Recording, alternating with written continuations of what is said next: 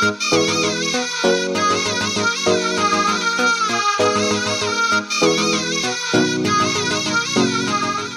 parinda is fadfadaing because of her. Fine. Yeah. I think she's articulated it really well and pretty much speaks for us all.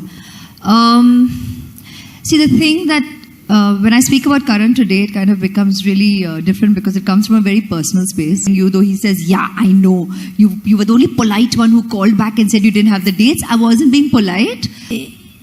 It was exactly the way he had narrated it. And even though today, Anu, you're asking from the thing that I came away with from his first narration of Kot, I come away with as an artist or as his audience who loves his a complete human emotional drama. And it isn't necessarily about any individual characters in his drama. And I am able to view it and experience it from that perspective. And when I come away with Sabah as Ma of Alize and Ayan, I think it's amazing how in cinematic language what the duration of a character is on screen, or in our reality how long a person may have been a part of your life.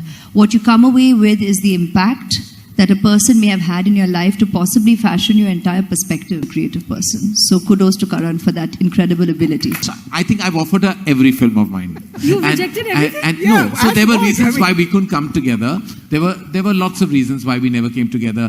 Called her finally, and I think she's heard why she said it very politely, but she's actually heard about 5 narrations of mine. And not done any, for whatever reason. And some were mine, some were hers, some were ours. And when Aidil came, and I said there was nobody, like I say this to Ranbir and Anushka, they're both to my film for whatever reason, I would be able to cast other talent. But with Aishwariya, there was no option. I gave her no option, and there was no option. That when you know the character of Sabat Ali Khan, the character's name, you know when you see it that there cannot be another option to Aishwariya Rai Bachchan. And I'm so happy that I didn't, she sat, it was an immediate yes. I mean, like I said, for all the reasons above, but I just saw Anushka playing Alize, and that's the first thing that I said to him, and I said, you know, wow, she has to say yes, she can't be thinking about it, she has to be doing this.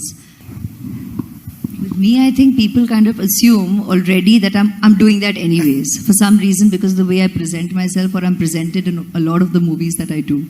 Because I'm essaying. I believe, look, your subject matter.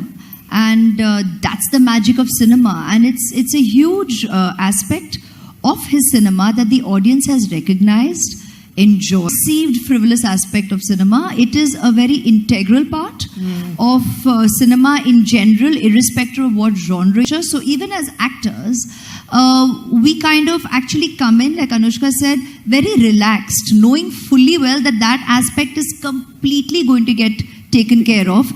They're reused, they're circulated, they're used beautifully. Yes, budget has been a discussion on a public platform about the costume department or the wardrobe department or the styling department, but it can happen socially or anywhere. At hello, he'll be able to set anything. It's just, he's gifted in that. It's just natural to him.